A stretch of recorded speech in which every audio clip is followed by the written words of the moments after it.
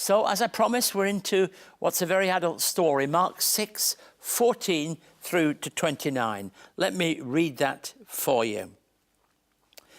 King Herod heard about this, for Jesus' name had become well known. Some were saying John the Baptist has been raised from the dead, and that's why miraculous powers are at work in him. Others said he's Elijah, and still others claimed he's a prophet, like one of the prophets of old. But when Herod heard this, he said, John, whom I beheaded, has been raised from the dead. For Herod himself had given orders to have John arrested, and he had him bound and put in prison. He did this because of Herodias, his brother Philip's wife, who he'd married.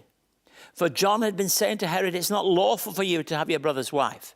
So Herodias nursed a grudge against John and wanted to kill him. But she was not able to, because Herod feared John and protected him, knowing him to be a righteous and holy man. When Herod heard John, he was greatly puzzled, yet he liked to listen to him. Finally, the opportune time came. On his birthday, Herod gave a banquet for his high officials and military commanders and the leading men of Galilee. When the daughter of Herodias came in and danced, she pleased Herod and his dinner guests. The king said to the girl, ask me for anything you want and I'll give it you.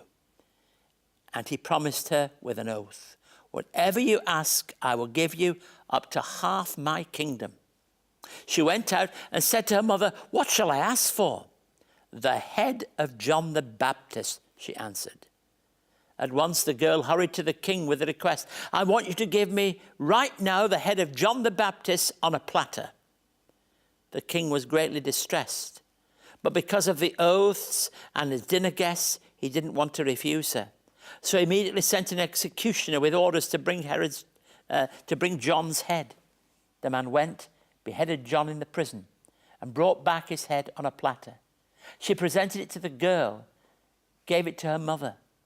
On hearing of this, John's disciples came and took his body and laid it in a tomb. Herod had heard of the ministry of Jesus Christ, and he jumped to the wrong conclusion because he had all that he'd done to John the Baptist in the mind. He probably thought in religious terms it's some kind of reincarnation of John the Baptist. We hear of John's execution. John had previously condemned adulterous activities that had happened in the family there, and things that shouldn't have happened, and had had people thrown into prison. Salome danced before Herod, and John was one of those people who had been thrown into prison in the anger of Herod.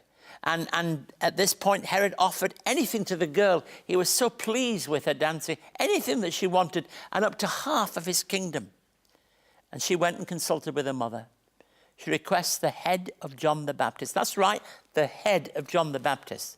And the ministry of Jesus causes such a commotion because the implications were identified with John the Baptist. So now you can see if there's this concern about Jesus Christ and his link to John the Baptist, it's really powerful impact. You see, bitterness causes such bad outcomes and conclusions.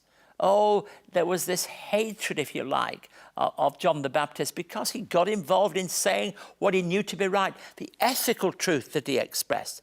And John the Baptist was faithful to God's calling, whatever the outcome. And I think that's the powerful adult part of the story. So let's look just in a little detail at what we find in this particular passage.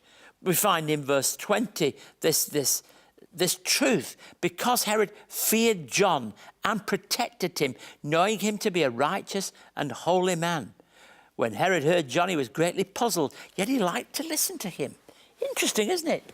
Herod, despite all the things that might be true about him, had a real interest in listening to John the Baptist. It was a crazy offer made to Salome, and yet her mother's advice is very powerful. The distress of the king could not be a way of peace. And this marks a new beginning. From this moment, the ministry of Jesus is now not alongside John the Baptist, but very much out there on his own, ready to lead to that place where his life would be laid down for the whole world through death on a cross. It marks a new stage. These are events that are very powerful, and the death of John the Baptist will forever be a sign of what can happen in the human heart when bitterness leads to hatred. The exact opposite of what he preached, the exact opposite to the way of Jesus Christ, which is always a way of peace, of hope, and of reconciliation.